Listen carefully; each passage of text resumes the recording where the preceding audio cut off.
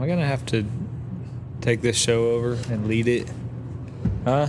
That's what everybody said about the Augustine podcast. Mike was awesome. Like, in order to love something, first you have to hate it. And Josh agreed with it. One of the dumbest things I've ever heard in my life. If you truly want to love something, you first have to hate it. Like, what? I don't think as a kid I was ever like, man, I hate Christmas. I think I was always like, I love it. Now I love it. I don't because I first hated it. Yeah. First I hated getting gifts, but now I can see what everybody's excited about. Now I actually love it. I've seen the light. I hated indoor plumbing at first, but now I kind of get it. I don't have to go outside and poop in the cold anymore. Well, sometimes I do. Yeah. Just for fun. I used to hate making money, man. Yeah. But now I love it. I love it. I see what money does.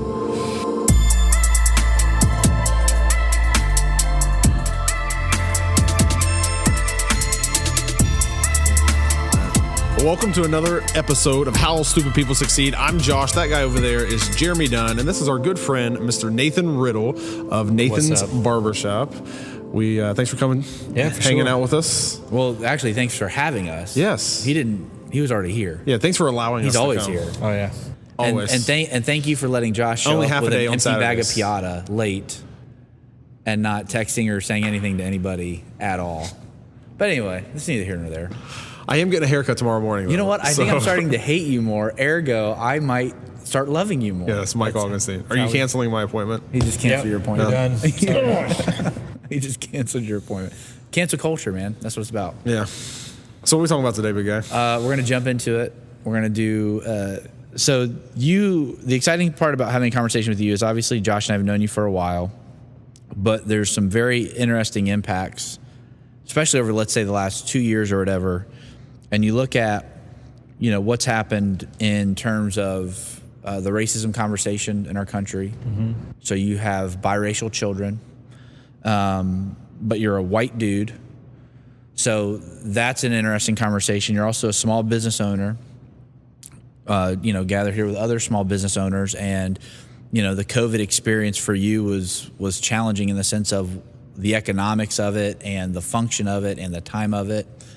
And then the other side is, in downtown Marion, with what a lot of people are trying to do in kind of the downtown resurgence, you've been in now your third spot, but you've been in 3 different spots in downtown, kind of upgrading each time. So your business over 8 years? No, it's professional for 10 years now. Okay, professional barbering for 10 years. For my own shop, 9 years. Yeah. 9 years for your own shop. So then the progression of like, hey, you've kind of kept it moving, you've kept it growing. What are the challenges in there? So let's jump into it. Obviously, everybody knows, and from the follow-up podcast with the conversation we had with Jared, the interesting perspective you bring is you have some young, beautiful, biracial children, just like Jared talked about, but Jared's an African-American man coming from that perspective. You're a white guy, and your kids have darker skin.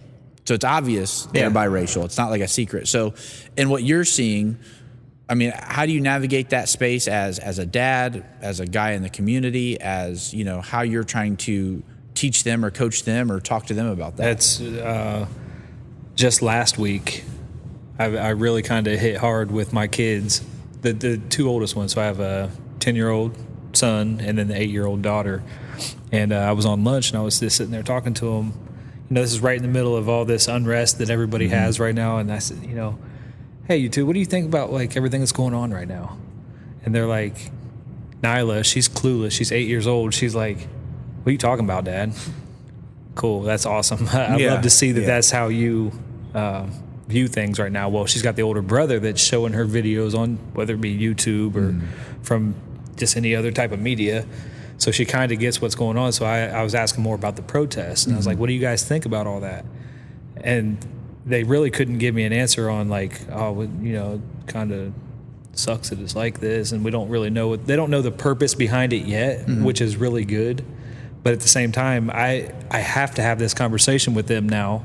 And I say, I'm drilling this in their heads for, a half hour straight, and they're looking at me like, Dad, shut up. All right, we get it. We get what you're saying. So my whole point to them, what I'm drilling in their head is we don't look at color no matter what. Like, you're a shade darker than her, and you guys are all different color. Like, you're both biracial. You have a white dad and you have an African American mom.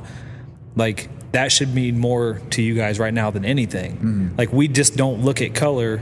Yeah. And I'm sure you hear it at school from your friends, because you know, you have black friends and you have Hispanic friends, and I know little boys talk and all this stuff. And Nehemiah, he came straight out to me and said, well, yeah, I hear kids talking about that stuff all the time. And whether that's mixed with like language that they're using and kind of like separating themselves, even at that young age, I'm drilling into their heads like, we all bleed. Yeah. It doesn't matter. Do not look at anybody's color for any purpose whatsoever in this life. And I keep saying it over and over and over, and they're like, all right, Dad, shut up. Like, yeah. Like, we don't. But that's what I want them to know. If they don't remember anything else that I ever tell them, like, we don't look at color to like have our preconceived, like, this is what we think of somebody because they're that specific race. Yeah. That's the my biggest responsibility to them right now, especially being biracial. So as a dad, this is not just that particular issue as well, but there's a challenge in, you know, what do you expose your kids to? Because you don't want them to be ignorant and live in like a weird shell. I mean, maybe you do, I don't know. But like for me, I don't want my kids to be ignorant, but I also don't want them to, like, I don't want the exposure to be like damaging at the same time. You know, that's the thin line. Those that you have to images are walk. so. I mean, they can set, you know, a disposition. Like Jared was even talking about, you know, they can set a bias, they can set whatever at any moment. And you as a dad, you're trying your best, but you can't control like, oh, this is the moment where stuff just becomes concrete for them. Right. Now, I was listening to somebody talk about, I wish I could remember his name, but he was talking about subconscious and conscious, and he's basically saying, up until the age of 7, you're basically solidifying your subconscious. And after that, it's almost like concrete, and it's really hard to then get back at Lynch. Maybe Brian Lynch maybe was his name or something. But so as dads and trying to create that exposure, whatever it is, racism, sexuality, drugs and alcohol, you know, whatever it is, whatever that exposure is, you know, the type of content or movies or video games, however you try to expose it. Oh, that's a whole other subject about what these kids can access and what they can do and look up on Google or / YouTube and all this stuff. I'm having those conversations again with the 10-year-old because he's man, if I had an iPhone at 10 years old, all bad. So that's stuff I'm trying to talk to as a dad. Like, like you can't look at this stuff. So how do you control the exposure, education, but also like, okay, no, it's not time for us to even go down that path yet? You got to deal with it as it happens. Like as you see something happen, you got to deal with it. You can't just like pick a specific time. Like, okay, when he turns this age, I'm going to have this conversation. You can't that's like maybe an old way of thinking, like, oh, we're going to have a talk, like father to son when you turn 13 or something. No, there's stuff happening right now that they need to know. Right. So that's what I'm. Well, you might miss your mark too if you wait. Yes. Yeah. You know what I mean? Well, it goes back to your point of things being solidified by a certain age and like their outlook on things or whatever that looks like. So you just got to do it as it happens. We had so kind of like those teaching moments for our kids. We go on kind of like a little mini vacation every year with my dad and my 2 sisters and their families. And so my youngest sister, she's she's homosexual, and so she brought her girlfriend, and so trying to navigate those conversations with our kids is one thing, for one, you know. So it's just like, do you jump into it? Do you address it? Do you just call her a friend? You know, like, or what? I mean, like those are decisions that you make all the time, you know, especially, you know, like just with the exposure.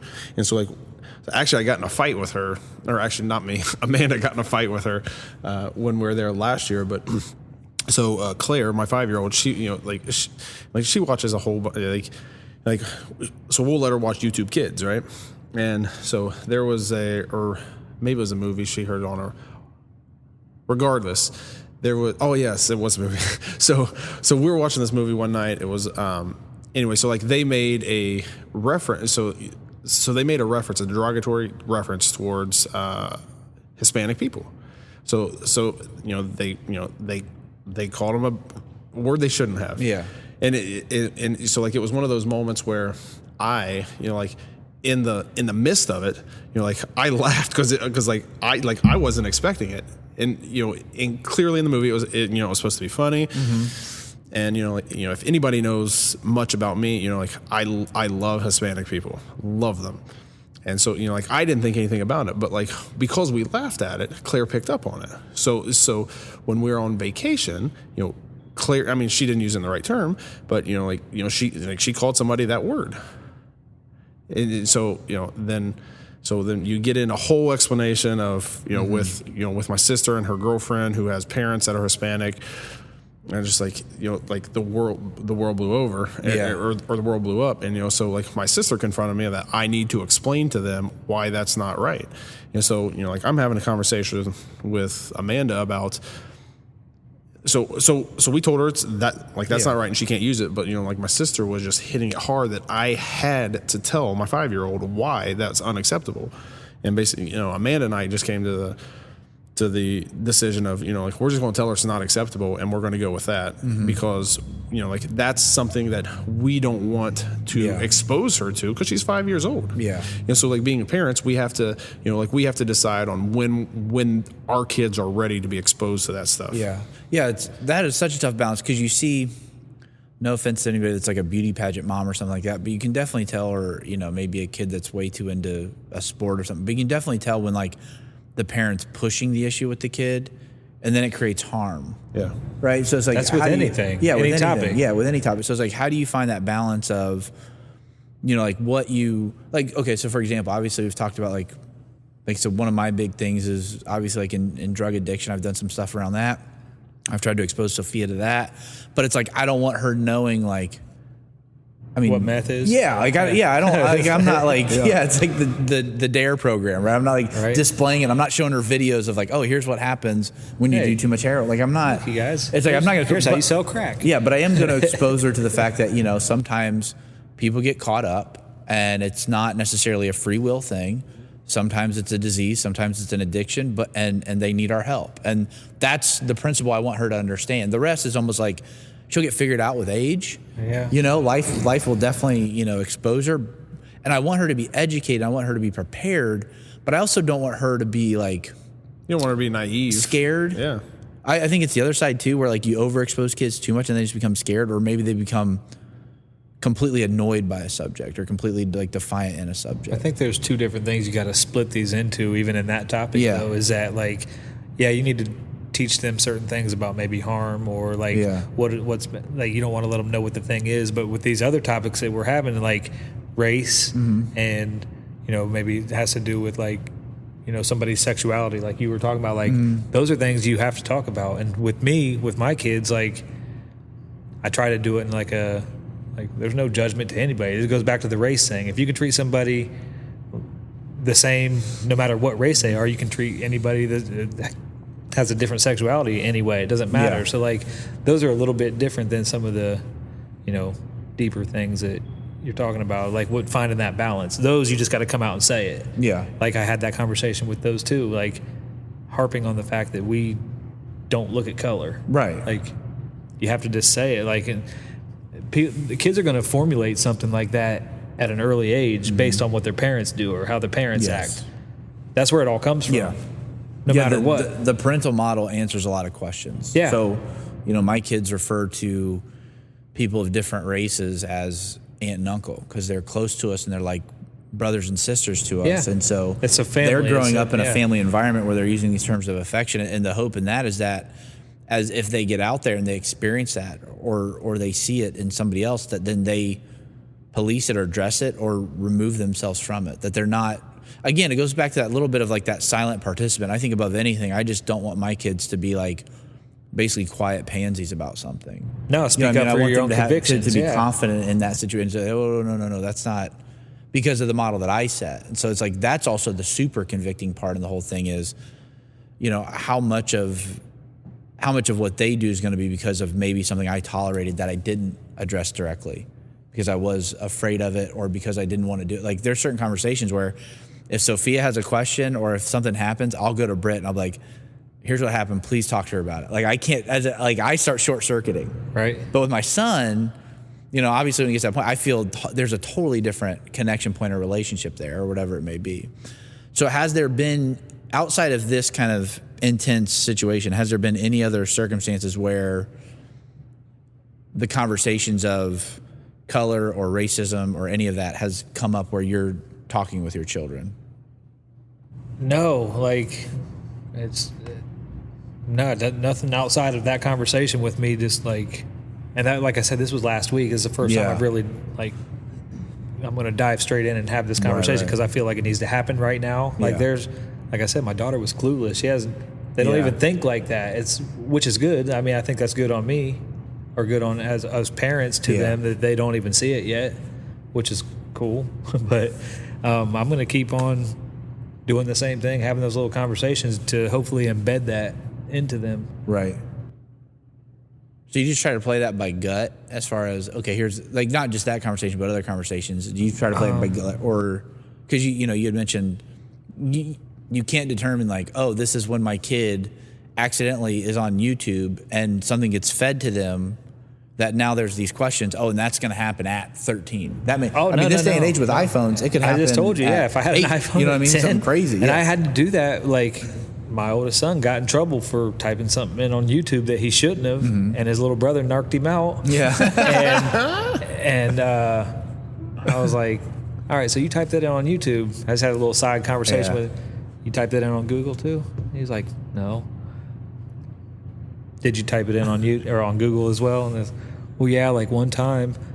So I did it. I had to do like a little search myself to see what the content was, and oh my goodness, like this is what they fingertips. It's right there, and I'm like, so that's why I can't wait till 13 to have that conversation with him.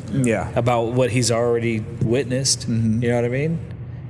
And I'm glad he, was stand up enough to tell me that he did instead of kept lying about it. Like, oh, no, he's good. So I can go bury my head in the sand and say, oh, yeah, he's fine. Yeah. No, I got to do it right now at 10 years old. It's crazy. I think it's crazy. I think that's good. I'm seeing, like, obviously, like one of my favorite things in the world is being a parent. I love being a parent, but there's different parenting styles, so like being, active parent or proactive parent as opposed to, just like you said, burying your head in the sand. Like it's a lot easier to kind of bury your head in the sand, and, like I had friends, like parents that did. And it's just so like it allowed me to get away with a lot of things.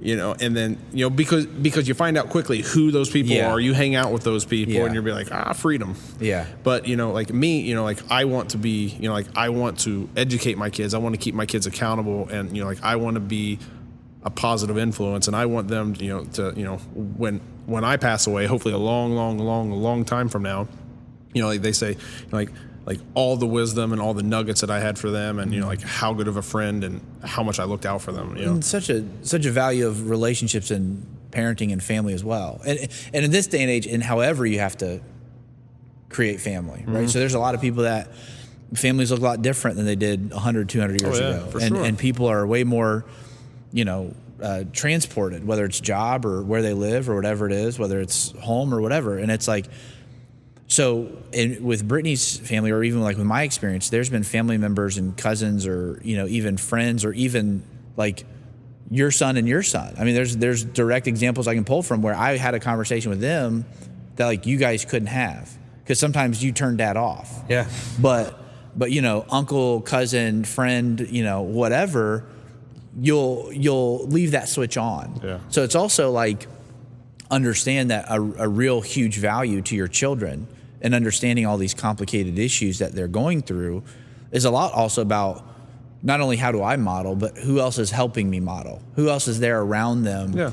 Because there are going to be things that they will take away from this person that I could probably say 100 times that, and my life is definitely an example of that. There were times in my life where you're just a dumb teenager and nobody can tell you nothing, but there were still family members that I gave full reign to, to speak into my life, or that I would listen to, or whatever. So that presents its own challenges, right? So then you also have to police who you're around, and what is that person's effect on my kid, or when that time comes, do they have that outlet to talk to somebody, right? Which then, that's like, it's a nightmare to even think of. It's yeah. I don't know what else to say to that. There's a lot you can say on it, but okay. So let's switch gears. COVID hit. You found out the night. No, you found out the day of on a Thursday. Wednesday. On a Wednesday. At Wednesday, what time March 18th. did you find out? At like 2:30. That you were closed at midnight that day. Yeah, but by end of business that day, you had to shut down. That you were shut down. Yep, shut down. So sent back in. And I don't know how different doors. states are, but we're in Ohio, so you're licensed. Yeah. So if you cheat or work the system at all, you can lose your license, Yes. lose your ability to generate revenue. Yeah. So it's not something where you're trying to like skirt it or do any of that stuff. So you find out, oh my gosh, in 10 hours, less than 10 hours, my income is turned off. That's a day I'll never forget ever. How did you walk us through? How did you find out? Through the like the daily update from The wine governor. with the wine? Yeah, the wine with the wine, like that stuff. Yeah, that's how we found out. Was it here? Like, it was here. so all you guys we were had it here? on TV here, and like there was customers that were, oh man, I'm glad I got this in today, and they're joking about, but like, yo, you don't even know that's the terrifying. severity of. Man, we're about to shut down like today. We're gonna stay as late as we can possibly today to finish. And there's you, there's Ian, there's Ben, there's Mike, and there's Shane. Yeah. All of which obviously are your own business in a sense. They're all working together. their own business. Yeah. So when that was announced, did you guys talk after everything shut down? Like after you were done with customers, or did you just we keep were here cutting hair? till it was kind of like you couldn't really have the conversation because you're still taking care of customers and all that stuff. So like we worked into the night. I mean, it was probably 11:30 when we were like getting ready to close the place down, and we're like, what do we do? Like, this is weird. Yeah. Like, we're not coming back here. Like, maybe it'll be a week or so. That's cool. And you had I no guess it was idea on the time frame. complete nothingness. Yeah. 9 weeks to be exact. Oh my gosh. Of no income or knowing how you're going to get any help, like even from a small business administration, how you're going to get help from unemployment, because that was a nightmare. Yeah.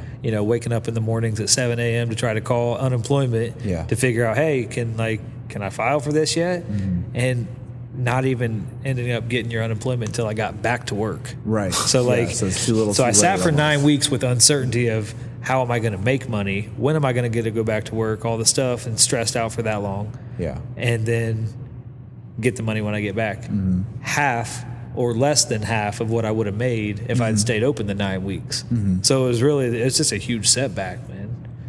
So how did you try to navigate that? Because there's 9. It's easy to talk about now because it's over, but in reality there was a 9-week period, 63 days, where every day you're probably wondering, is he going to announce that we can come back? Yeah. Is he going to announce that we're shut down longer? Thinking to myself the entire time, what's the reasoning for not letting us open? Right. So, because I kind of have this view, especially after going through this and sitting around thinking about it, Is this that conspiracy theory? no, it's not conspiracy theory. My thing is that to say the word essential, Right. every single job, no matter what it is Yeah. essential, because if that one particular job provides food and money to pay your bills and to take care of your family, then that's essential no matter what. Yeah. So I'm sitting over here knowing that, you can go to Kroger, you can go to Walmart, you can go wherever you need to go get your essential things that you Right. have to stay open for, but I can't provide for my family doing Yeah. the job that I do, which I would think is also essential, Right. maybe personal hygiene, somebody, there's a lot of stuff that goes into like what we do, and we already have the rules and regulations on the sanitation and all this stuff, and like we do that stuff anyway. We probably had a better handle on it than a lot of the people that were out here doing these other jobs, Right. because we wash our hands all day and we're safe and we spray stuff down. All the protocols that they put into place for us to open back up, we already did. Right. There's a couple extra steps that we had to do for different things, Yeah. but like and wearing the mask and all that. But like,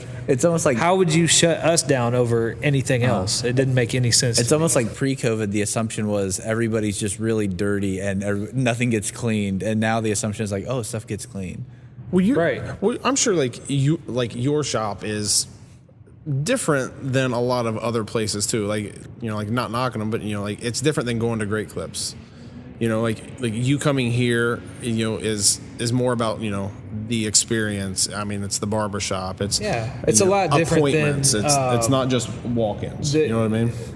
The what you think of like not knocking this at all, but there's, a lot of older men that are still in this, like, can't get it out of them. Like, they got to go to work every day and cut hair and send out jacked up haircuts.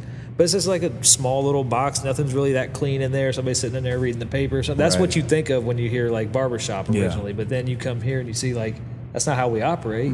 Like, I think it was all a lot of stuff just to put it in place to protect the people that don't know what they're doing. So in thinking that's about what sucks. And thinking about your profession and thinking about the effects that you went through or you're going through or you guys are working out, for somebody naturally to go out on their own, right? There's some element of that maverick, hey, I'm going to take this shot. I'm not going to rely on like a W-2 income from a company that's been around for 100 years. You're literally saying it's all going to ride on me, right? So the same thing with you, Josh, where it's like, I'm going into real estate full time and now it's all on me. And thank God we live in a country where there are challenges or whatever, but for the most part, it's pretty easy to say, I'm going to do this full time. I'm going to figure out what I got to do and I'm going to go in it full time. And you had the free will to choose to do that. But then to have the government say, they took that away. So, well, here's a great example. For the government to say, you can't make an income, but you can. Yeah. Literally. Like Nathan Riddle, essential you and can make money. It doesn't Josh make Cooper, sense. you can make money. Nathan, you can't make money. So for the government to say that, not that I'm trying to make this too crazy. Nah.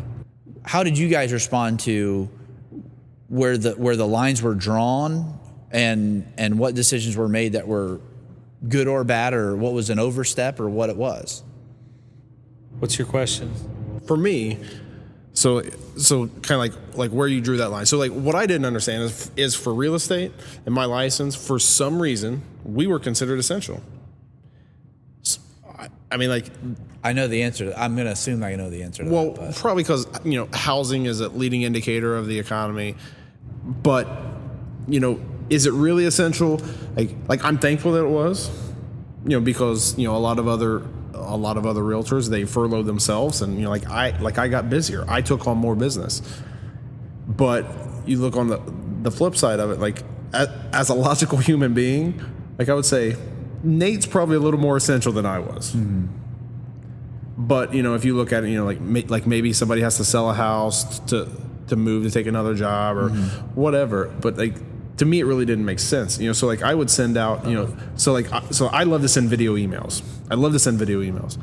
And, so I would, I was reaching out to my past clients and I was saying, hey, essentially it would say, hey, I don't know why, but the government's considered me essential personnel. So if there's anything I can do for you, y'all. yeah. So so like I was saying, hey, if you need me to go to the store for you or pick anything up for you, like I'm here. Let me know because I can go out. I didn't get that. I was making videos. Well, I talked to you almost every day. I did not. I was over you, there you saying, did not talk to me almost every day during the. You quarantined me, gosh. bro. Josh Cooper quarantined the life out of me. Well, I was making the opposite videos of that. I was like, hey guys, I'm not really essential. And, Hey guys, I'm not essential. Here's my GoFundMe. you guys think you could give me some money? Because Yeah, here's my GoFundMe. I don't have any unemployment. I'm just sitting here kicking it. You should have sold futures on haircuts. Been like, all right, I'm gonna sell. You pay now, save like here's your future payment. You could have done that. So how did you feel about it, Nate? Did you feel the same way in the sense of like, this doesn't make sense to me? The entire time I was off, I was like, none of this makes sense. And I'm cursing the TV every time I see it at 2 o'clock and I see DeWine talking and I'm wondering what's going on. And then, even a week after us, that we got the word that we could open back up, even like a good friend of mine, Kelly Jordan at the Tattoo Lodge. Again, he's got a better handle on like hygiene and sterilization and all the stuff that you need to do to operate your business. Yeah. And if they're wanting us to wear masks and do it, he could do all that, and they still just kind of push them off to the side. Yeah. It was just one word, betrayal is what I felt the entire time from having to shut our shop down that night, working into the night at 11 o'clock. Yeah. Like, why? What's the 5%ers that don't do it right? Or the most vocal ones that make stuff happen. Just like for real estate, for instance, like you think I was essential because we have great lobbyists. That's exactly and we do. Why. And the banking industry wasn't going to let it go. Yeah. And you look at the downstream impact. Absolutely. You look at the downstream impact of the economy. So So you look at the pie chart of the economy, and you take the housing market and all that's wrapped up in it, and you take all the different variables and all the different people that are wrapped up in it. And then you take the mobility within our economy. Let's say somebody does want to sell, does want to move, and then you look at the tax dollars tied to that. And then you take essentially a non-taxable business or a non-sales tax paying business or an independent proprietor business, and you go, well, this doesn't have necessarily the kind of effect that this does. Yeah. And then magically that becomes essential. Where to me, I really like the idea of why not just support people that want to make decisions based on how they want to make decisions and still kind of protect kind of freedom and free will, and say, hey, guess what? If you feel physically threatened, or if this is something that's real to you because of, maybe your demographics, maybe your disposition, maybe just your own choice. Like, to me, the whole COVID situation, it's become like a religious conversation. Yeah. I'm not going to sit down with you if I love you and then begin telling you you're stupid for what you believe religious. I'm going to accept it, and I'm going to love you for it, and I'm going to try to understand it, and we're going to talk about it. But it shouldn't change how I treat you. Yeah. But it's like the whole COVID thing, it entered that realm of it's like a 50-50. religious belief. Yeah. It like literally even cut people right down the marriages, middle. the way I felt about it was different than Brittany, was different than, a lot of other people. There were some people I knew where Tony, Sarah. Yeah, like people, one person was like this way about it, the other person was like this way about it. And so even within the home, it's a tough thing. And then you also do the flip side of, man, think about, people being at home or people being essential, but then the child work element of, care for your kids or babysitting, and then, what child. So it's like, for me, it's almost like a religious freedom where, hey, we should have been a lot more intelligent up front about the downstream impacts of those decisions, and say, based on your personal discretion, here's the support you can expect. Because guess what? You never have a gun to anybody's head to walk in that door. So if you're sitting here and the market, the economy goes, we don't trust the health of your environment, I wouldn't walk through those doors if I legitimately felt like I was that much at risk. Now, to be fair to other people, they definitely could have felt that because of their age, demographic, stats there's out people there. that do. And that's fine. Yeah, totally. That's fine. Just like if I go to church on Sunday, I don't text you guys and go, hey, you need to come and sit here with me. And then Josh's like, well, I'm at my church. And then we start fighting over, well, your church is wrong. Well, this, what I mean? Like, that becomes such a stupid debate. It's like, hey, listen up. If this is how you felt, if this was your decision, then as a government that's making these decisions, we're going to support you. What? What'd you say? Maybe you'll pick it up. Oh, gosh. Oh, Lord. That was good. But anyway, I wanted to say it so bad. I like that. That was good. Yeah. What were we talking about? I'm sorry. Hey, you know what? You got to do was Jared's good. conversation about derailing, so I'm proud of you for that. That was good. Yeah. What? But to me, that would have been much better, because I feel like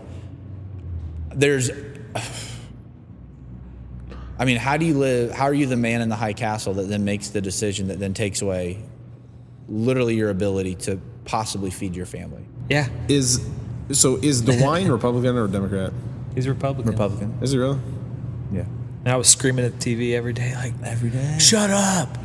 Let me go back to work. You're a clown. Like, I was mad. Mm-hmm. Like, I was just upset about the whole thing. Like, having to, like, there was a week just went by. Like, I'm not even watching it. I don't care. And to that point, so my sister's a nurse, and she just found out, like, this is a couple days ago, that one of her patients lied to her about being exposed to COVID. And still came, and it wasn't like an emergency type situation, but basically, it took them a couple of days to find out that this patient lied. So then they had to backtrack all the recreated exposures. And so it's like, where, again, as far as the policing side or the government or the judicial or the executive side of making decisions for people, if the market really is terrified, I don't think, like, for me personally, if I'm truly terrified that my life is at risk, I'm not going to trust a cloth fabric over my mouth. Yeah. I'm not. My house, we all have the legitimate threat of our house being broken into by somebody that has ill intent towards our entire family, and there's nothing that guarantees anything about it. So I have made precautions in my house to protect my family, and it's certainly not cotton sheets hanging up in the doorways. It's something way more serious because of that threat. And if I have that same threat, so it's also the catch-22 of, like, dang, like, what's really going on? You barbers just need to get better lobbyists. That's it. Something. So now that you're back to business, does it feel normal? Does it feel different? Do you feel like you're catching up on that ground that you lost? Or? No. I mean, we're busy, and it is funny that there's 5 of us here. We're all booked up. Everybody, it feels like business as usual. We're all rolling, but like it doesn't, because like I had to rearrange my schedule, which I'm now taking less people, which books me out further. Mm-hmm. Which so I'm used to. So less money. So I know how fast I cut, and then I'm this far booked out, but in between every 2 haircuts, I'm sitting around for 15, 20 minutes because of the protocol of cleaning and all the stuff that I had to make those provisions to do that. Like, now I'm sitting here like, well, I'm only doing about half the work, and that kind of stuff. So I got my job back and cut my income in half. Right. So that sucks. Yeah. Which again, I mean, so this is the super kind of sucky part of the whole equation. Where's the voice for you, right? So it's like there's certain demographics or certain people or certain business. Let's just keep it to economies or businesses or industries where they have a voice. Yeah. So if Ohio State University wants something done, I'm guessing somebody from Ohio State University can call DeWine directly and say, "Here's what we think." Yeah. I don't think for those smaller mom and pop places that maybe don't have that protected group, that partnership group, that lobbyist group, or have that same weight in the economy. Yeah. Right, you're just subject to. I'll never shut my shop down ever again for any purpose whatsoever. I'm gonna go on record and say that right now. Well, okay, I'll never do it again. Dude, pull an Elon Musk. He literally rolled up in his factory. He said, "I'll be here. If you arrest anybody, arrest me. But we are opening our factory." And nobody is treating Elon Musk like a criminal. Nobody. So again, it also goes back to what's the golden rule? Those with all the gold make all the rules. Yeah. It's like Elon Musk literally just defied his local government orders, and they're not going to touch him, probably because the local government. Well, then there was the lawyers woman in don't worry about it. Texas that opened up her and she salon. got arrested. Then they ended up reversing it, and then somebody started a GoFundMe page for him, up over $500,000. Oh my gosh! Are you kidding? If you want to arrest me for opening my barbershop to give haircuts, then $500 million. I'm willing to be that martyr. Like, I'll do it. I don't care. I will never shut my doors ever again. Really? No. Wow. Nope. Well, they are projecting in the fall. Well, they can project that I'm going to continue to cut hair. Yeah. I will be cutting hair. Well, and so here's the trippy part. Trying to cut my 8-year-old's hair. Yeah. And I don't want to get into too many of the details of this, but if you do your research on, the WHO, World Health Organization, or the CDC, there's a lot of information, if you follow the whole timeline, that has been floppy. Yep, they're backtracking. And if you look at well. even, so like your wife is in medical, my sister's in medical, we have friends in medical, and how they've done the reporting of certain things. Also, it's like, and that's not even a conspiracy. That's fact. It's fact. It's not even like, it sounds like a conspiracy theory to even talk, it feels like a conspiracy even to talk about it, but it's straight up facts. And it's like, there was a lot of, just to be honest, there was a lot of mismanagement and misleading, and a lot of... Well, there's a lot of money in it, too. A lot of money. And a lot of people negatively affected. Okay, let's don't go down this way, because I spent 9 weeks doing a lot of research on my own for a lot of different things, and I don't want you guys to look at me different. Yeah. Don't worry, we're not going to challenge your religious COVID. It's almost like, like when you fill out an application or something. It's almost like one of those questions. Do you not want to provide this information? Well, no. It's like, are you a COVID conspiracy theorist or? So weird for me right now with all the stores open up. Is just like you walk to the doors, and the first thing you look for now is like, do I have to have a mask to walk in the place? No, the extra fencing and the corralling people certain ways. Yeah. That's what they're going to do at the memorial. And you have to wear a mask. The difference in the restaurants now to go out and sit down and we just had that the other night. Go ahead and tell that experience. You can tell that story. So I don't think Josh knows this. Me, my girlfriend, and Shane show up to No, it was El Campesino, and we sat on the patio, and he was sitting out there by himself eating dinner, just hanging out. So lonely. Yeah, it's not late work night. I was like, "What are you doing out here?" So we sat down and we ordered our stuff, and he was like, "Hey, as soon as I get done with my food, I'm gonna come join you guys, bring my drink over and hang out." He got up and came and sat at our table, and within the first 30 seconds, the waitress comes up and says, "Excuse me, sir, you're not allowed to do that. You cannot switch tables." And he's like in a frantic. Yeah. Okay, no. We'll let it go this time, but just know that next time you're not allowed to switch tables. What are we doing? We're sitting outside. Sitting outside. We're having dinner. Like, we're close. So we're at each other's houses. Well, here's the funny thing. Like, I was at a table of 2, and I'm one person. They were at a table of 4, literally no further than me and you away, or 6 feet. Let's not get them in trouble. 6 feet. But you were at a table of 4 with 3 people. So I didn't over capacity the table. So if you walked in with a 4th person, you easily could have said, oh, hey, you know, it was the time there's frame. 4 of us, and you would have got the same exact table anyway. So I didn't create any over capacity. And where we were sitting, there's still people walking around everywhere. But then the same thing happened to Shane's son. He left dinner to go get his son from work, brought him back. He sat down to order dinner, and they came up and said something to him as well because he didn't show up with him the first time. Yeah. It's his son. He's bringing him out to dinner. Had to go pick him up from work to sit down with us, and we're like, you said something again to a 15-year-old that he's not allowed to sit here and eat dinner with us. Right. Like, what are we doing? Yeah, what do we... Your son can't sit with you at dinner. What are we doing? Sit him by himself. None of this makes any sense. None of it. So it was the first week the restaurants were open. So Amanda and Elizabeth were at L Camps over there on 95 on the east side, and they were working on some stuff. They were having some chips and drinks and just working on Rural Family Kids Camp stuff. Yeah. Elizabeth left. She went to the gym, and I'm coming back in town. So I stopped there. My wife's there literally all by herself. Not another soul on that patio. Mm-hmm. And they came up and told me that I couldn't be there. Same thing. So I couldn't join the party. Yeah, like you couldn't sit down with your wife. Yeah, but yes, literally not another soul on the patio. Because it opened up Thursday, so it was Friday. Mm-hmm. So it was the day after restaurants. Man, what are we doing? I have no idea. These protocol, it makes things feel like they're never going to go back to how we've ever seen life. Well, wait till football season. Again, talk about voices. You take away, and I was listening to sports radio, and they were talking about specifically Alabama football. And they were talking about, what are you going to do? Are you worried about COVID? Blah, blah, blah. And they were talking to somebody from, the University of Alabama. And they said, well, I can tell you this. I'm not really concerned about it. But what I will say is, if you're in Ohio, you have the Buckeyes, you have the Browns, you have the Bengals, which, if you can consider that a team. You have the Cavaliers, you have the Blue Jackets, you have, all the other universities with their sports going on. Major League Soccer? Yeah, Major League Soccer too. And this guy was saying, we're Alabama. We have Alabama football, and that's it. Right. We don't have those other options. And Christmas. And to look at the destruction you're gonna call. I knew that would happen. Oh no. Yeah. And they're closed. It's Monday.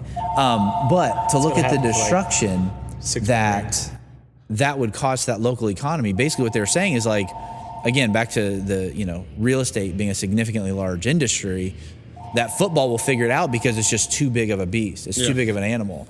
So I think it'll be really interesting to see what happens with this upcoming football season, to see what returns back to normal. Because the whole public gathering, the whole idea of, tailgating at a Browns game, which there's no hygiene there. Going into the stadium, there's no hygiene there. Coming out of it, there's no hygiene there. Nah. There's none. It's a predominantly, masculine environment, and there's obviously females there and different people there, but typically even the females get pretty amped up and pretty hype, And it's how are you gonna police this to where everybody's 6 feet apart the entire time?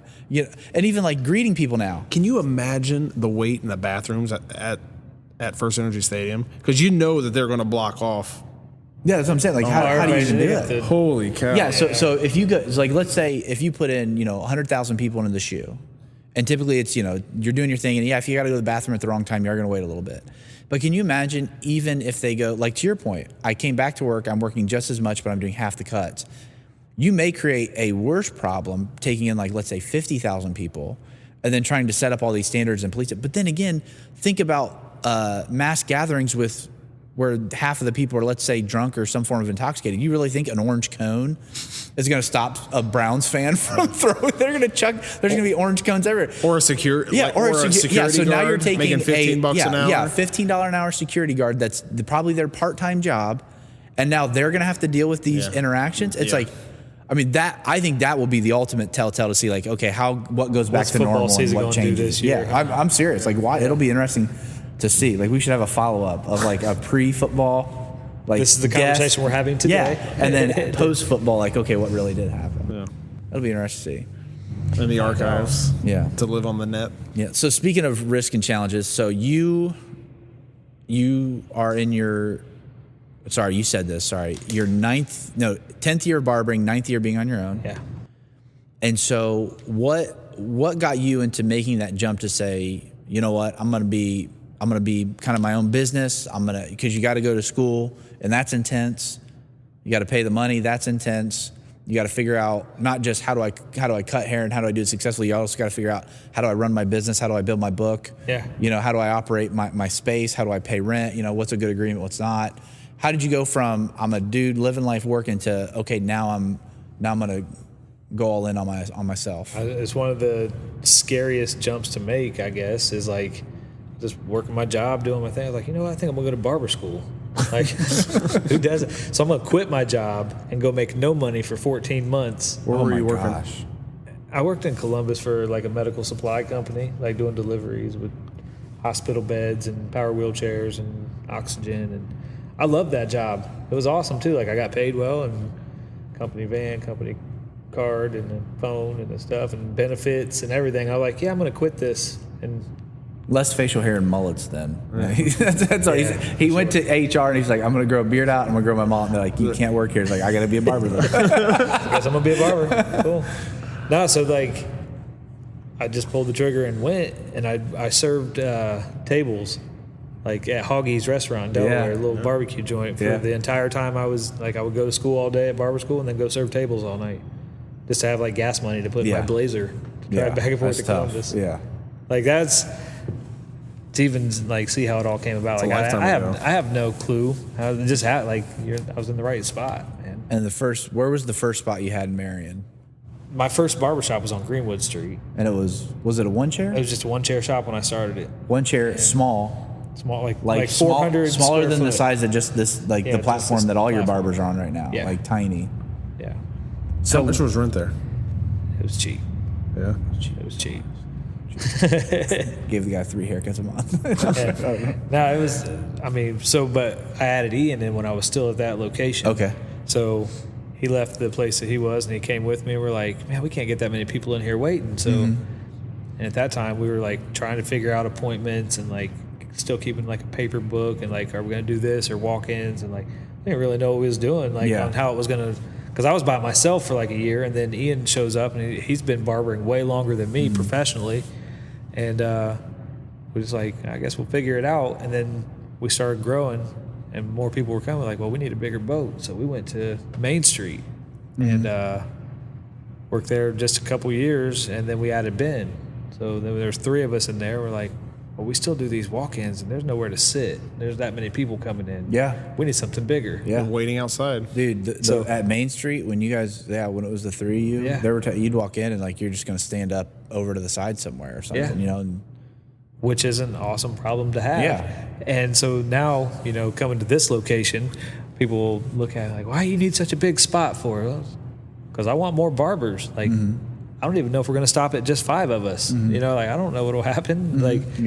But we've got such a good following in the space and the brand and the stuff that I don't know why we could add a few more people. We got the space and we got other ideas and things. So it's just a progression. And over these almost 10 years of doing this, Marion has treated me well. That's awesome. Yeah. So when you first started, how slow were some of those like very first early days? Oh shit.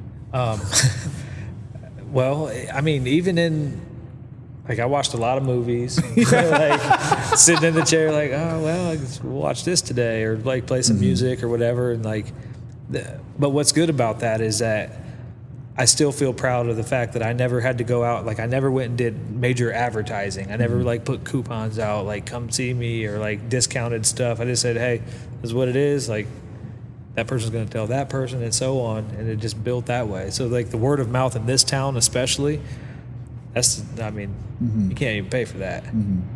So it feels good not to, and I still don't to this day. We don't take out billboards and we don't do all this other stuff. Like it promotes. You just itself. have windows the size of a billboard. Yeah, with pretty much stickers on it and posters. But that's at our location. But think about how brilliant that is. That's smart. Yeah. Like you've been, Greenwood obviously was not very visible, but when you went to Main Street, I mean, it was very visible, and especially you going in there. And I think the cool thing to think about from your standpoint as a small business owner is you've gone through 3 different locations in Marion, Ohio, and brought life to those 3 downtown locations, which is super cool when you think about, you know, the in and out traffic that maybe that creates, or the I'm benefit humbled that by it. creates Like for I other like businesses. to think that I'm hopefully part of a beginning of something in our downtown since I've been here 7 years. Yeah. And there's still like little things here and there happening good. Like, you know, you got Attaboys and you got just all the little spots like the brewery and the other places. Like, people are doing stuff. It's awesome. Yeah. I'd like to think that I'm part of helping make that happen. So for both of you, I mean, I'm assuming you would both say the juice was worth the squeeze in the sense of the upfront sacrifice to get to where you are today. I still tell customers to this day, like, I've got the best like career choice ever. Like, I can't see myself doing anything else. Right. Like, I love what I do standing here and just talking to people and stuff. Like, haircut's just a small part of the whole deal. Yeah. Like, I love what I do. Yeah. I love, like, and then having this, you know, 4 other guys here with us. We're I mean, we just joke all day and we watch movies and we listen to music and we bullshit. It's awesome. Well, it's a good feel. It's a good vibe. Yeah. And they're all good dudes. So if Nathan's booked up, grab one of the other guys. Yeah. And why somebody would still come in and just wait, that blows me away too. It's like, because you guys are busy. Yeah. And to come in for a walk-in day versus like schedule your appointment, just like keep that same appointment. Yeah. So that was one of the changes in the things that we did since we've come back to work, is like, we're strictly appointment all the time now. Yeah, that's like awesome. We took the Wednesdays and Saturdays and just made them appointment days. Is that ongoing? That's going to be forever. Yeah. We're not switching back. So, you know, we got rid of a lot of our seating and like we're going to do some different stuff in here now. But like Saturday mornings when there's people at the front door all the way down the sidewalk to the parking lot waiting to get in and get a haircut and see who they're going to sign up with out of 5 barbers, like, you know, 10 people per barber. We got 50 people sitting here waiting on a haircut, which is awesome, but it's stressful. You got people sitting there looking at their watch, tapping their toes, arms crossed, like, is this dude going to hurry up and get to me? Or, when like, you weren't, what are we doing? When like, you weren't as busy as you guys are now, I used to be able to exercise some benefits. Yeah. At like the homie benefit of like, hey man, this is when we open, roll through the back door at this time. I'll cut you real quick, then I'll knock the doors on. But now it's to the point to where, like, you know, I'm sure you've said no, or I'm sure we've talked about it, but like, I wouldn't even ask for that now because you're so busy. You know what I mean? Like, like I'd have to get here before anybody would even see me. Yeah, no, that's the truth, man. He wouldn't ask. I've tried to be fair. He wouldn't ask? I try to be fair. I try to be whatever. Yeah. Look at the grin.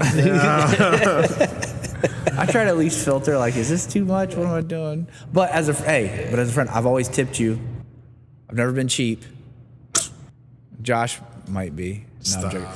So for Josh, for you, when you went all in, how long did it take you to get comfortable with, like, okay, I'm actually going to be able to make this work in terms of real estate, versus maybe the upfront fears of like, how busy am I going to be? How do I make this happen? How do I get momentum? Well, mine was a gradual progression, you know. So like I had the full-time job, making pretty good money, and it was just you just got to the point where you had to pull the trigger and be like, you know, if I want this to grow and I want to be successful, there's a lot more upside here than what I was doing. Mm-hmm.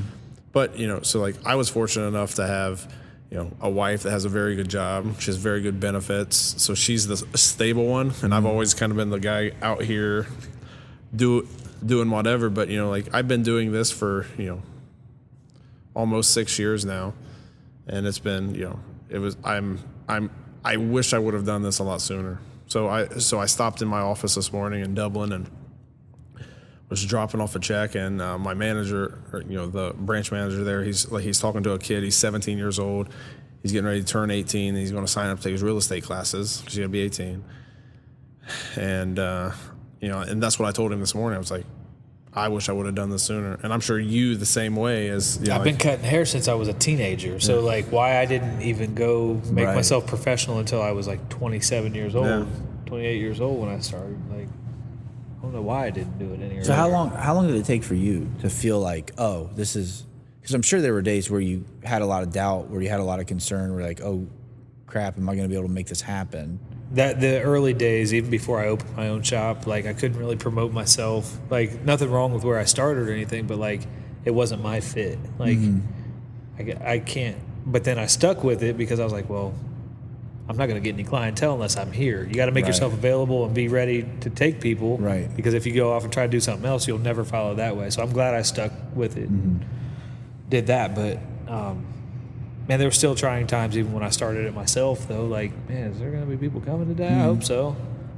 But it happened, like, you know, and I think that's just from making myself available and being consistent. So do you think, because you guys have very kind of relational, social personalities, and in that sense, a lot of people kind of fall victim to a belief that like everybody can kind of be their own boss in a way, and some people that's just flat out not true.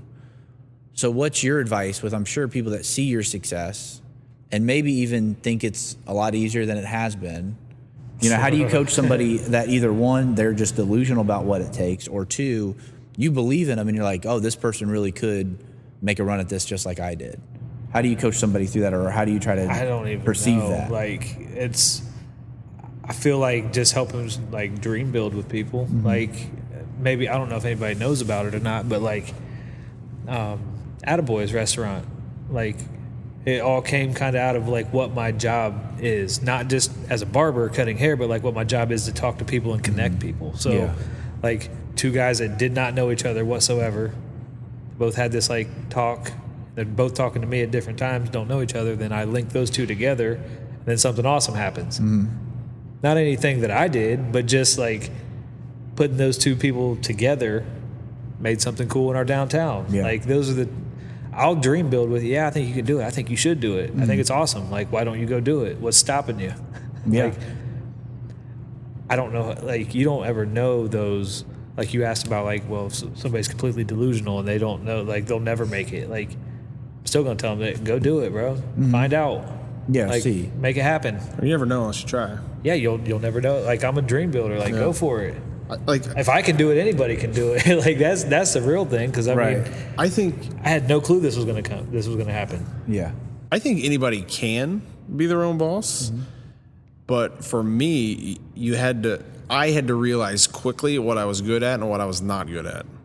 And once I had a good grasp on that, and I could figure out a way to effectively get the things that I'm not good at done, you saw an explosion in the business.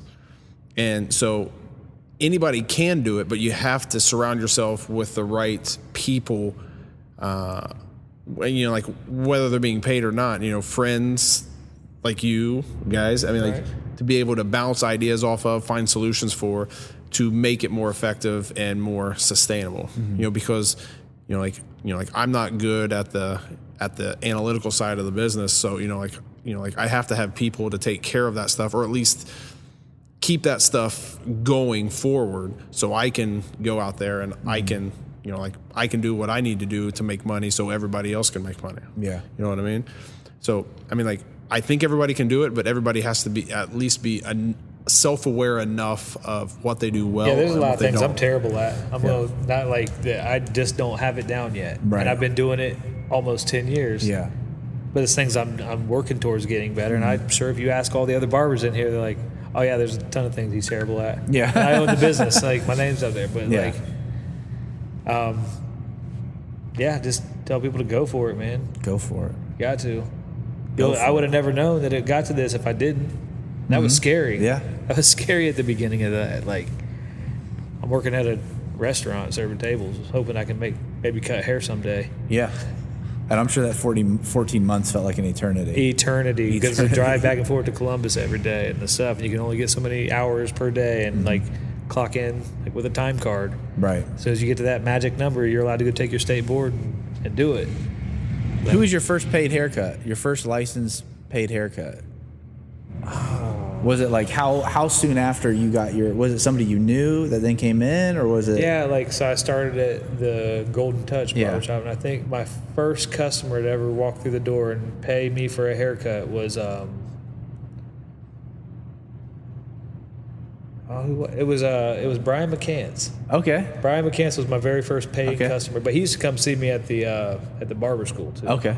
So like if he was in Columbus, he'd just swing through and get a cut. But Now, how did you, the first day, do you remember the first day where, let's say you just killed it, where you were busy, tips were good, you open that drawer, whatever you do, and there's a good chunk of money. I went into shock the first time. I was like, you can do this? Yeah. Like, just like hanging out and listening to music and talking with people all day and make really good money? Yeah. Like, you could do this? Yeah.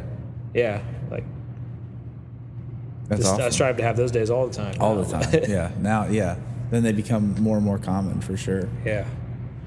That's cool. Yep. Anything else? No. I have nothing else. That it? Yeah. I think. You got anything, Nate? Got any parting words? Are we going to start talking about them conspiracies now? Yes, we can. All right, well, We should have a podcast of just conspiracy theories. yes. You get. I want to do it. We should get Aaron Rollins on it. Aaron Rollins has got a bunch. Yep. You got some. You got some. I have a couple. Now that's something I can be the moderator for. Let's do it. Let's go in. Conspiracy theories. Yeah. Like, and we'll just put like at the tagline, like, if you take this podcast serious, you are an idiot. Yeah. You know what I mean? Like, But maybe. Do do do do do do. Like, do you have the Twilight theme song in the background? Well, X-Files. Yeah. Cool. Well, this wraps up another episode of How Stupid People Succeed. It's a podcast that just how some stupid people, mainly just me and Jeremy, but if you want to consider that as well, somehow just figure things out in life. If you like this podcast, subscribe to it, share it. Obviously, Nate Riddle's on it, so everybody's going to listen to it since Nate's on it, right? Absolutely. Nathan's Barbershop. Yeah. Got these 5 dudes up here slinging cuts. Nate, if they want to get a hold of you or they want to schedule an appointment with some of your guys, how do they do that? The best way, and even people that call in, I try to route everybody to the website. So it's nathans-barbershop.com. It'll have a little drop-down box with all 5 barbers. You can just pick a name, take you to our schedule, put your information in. You'll get a text message reminder. And, instead of like calling in and asking who's got something available on a certain day and time, and we have to do that times 5 people, it's super easy to book online. Just do that. And, or through your Facebook page. Well, yeah, click the Facebook link and it goes right to it. It'll go right to our Makes it website easy. from Facebook, yes. That's Nathan's Barbershop on Facebook. Yep. Thanks. Well, this does it. Wrap it up. We're done. Awesome. Wrap it up.